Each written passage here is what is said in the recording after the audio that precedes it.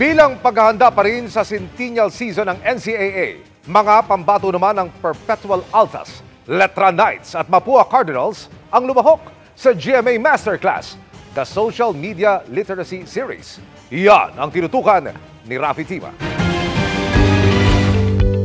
Sa pagpapatuloy ng GMA Masterclass, the Social Media Literacy Series, sunod namang sumalang ang 3 pang member schools ng NCAA, ang University of Perpetual Health System Dauta, Colegio de San Juan de Letran at Mapua University.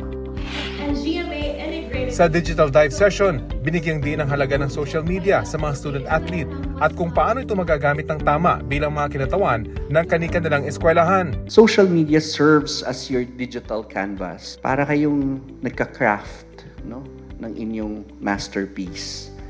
Masterpiece in the sense that it is where you are sharing your journey as an athlete. Doon yun siya showcase not only your on-field trainings, yung achievements niyo bilang isang atleta, but pati yung personalities ninyo, values and interest.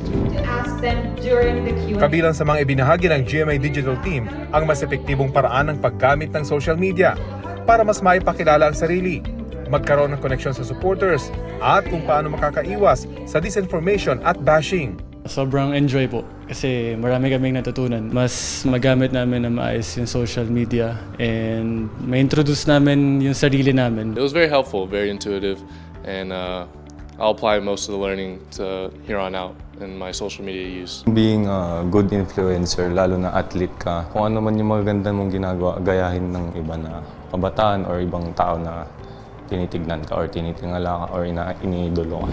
Para sa GMA Integrated News, Rafi Tima nakatutok, 24 oras.